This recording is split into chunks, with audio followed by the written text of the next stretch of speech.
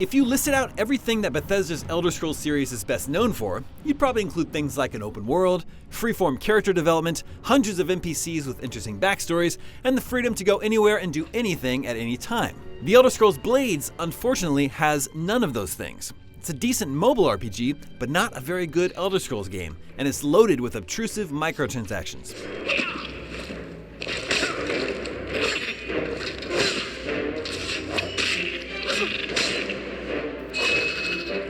Blades feels like a collection of typical mobile game mechanics with a shallow coating of Elder Scrolls paint. It's got the signature beauty in its world design, but it lacks any of the depth that made those games so special. You take on the role of a champion of a ruined city and set out to complete an endless stream of tedious quests to rebuild and restore your hometown to its former glory. The majority of your time in Blades is spent exploring similar-looking dungeons and ruins, clearing out monsters and bandits as you collect precious loot. The overarching plot is thin at best and hardly gives you much reason to keep playing. Right now, Blades has two main modes.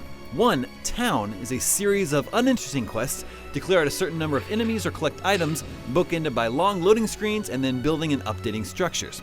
Instead, the quicker, lower commitment Abyss is probably where you'll spend a lot of your time. It's a never-ending dungeon below the city that's just as repetitive as other dungeons, but it's much faster about handing out rewards. In a few minutes, you can clear a few floors to grab quick resources and loot while focusing on combat specifically with fewer distractions. The cornerstone of what makes Blades entertaining is its reactive timing combat system. You press and hold on the screen to begin your attack wind-up and then release just as the inner circle meets the outer circle, similar to Pokemon Go. It's addictive once you get in the rhythm of landing satisfying critical hits for bonus damage. You'll unlock more options like spells and stamina-based abilities eventually, which adds a bit more variety to the melee focus. It still doesn't feel like Elder Scrolls combat, and it never feels like you're creating a character that's uniquely your own, but it's a decent system for a mobile game. However, on a Google Pixel 2, it was constantly stuttering and dropping frames, and it got worse when the phone was plugged in. What really hurts the pacing are the uncomfortably intrusive microtransactions. Some treasure chests that contain loot necessary to progression arbitrarily ask you to wait 3 or even 6 real hours before you can open them, unless you cough up cash. I mean, seriously?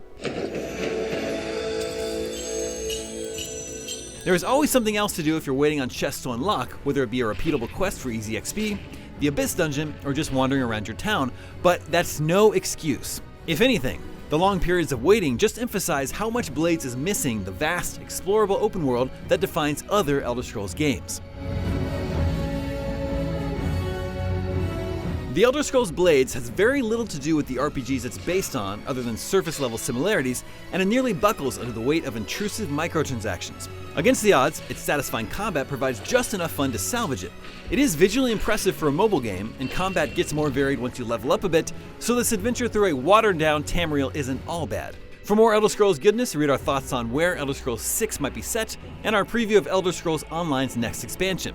Then for everything else, keep it right here at IGN. Introducing the all-new Up-It News! Don't touch it. What's wrong with you? Get corn snack. Game sucks. Bring it back. Up at Noon returns to IGN.com and YouTube this April.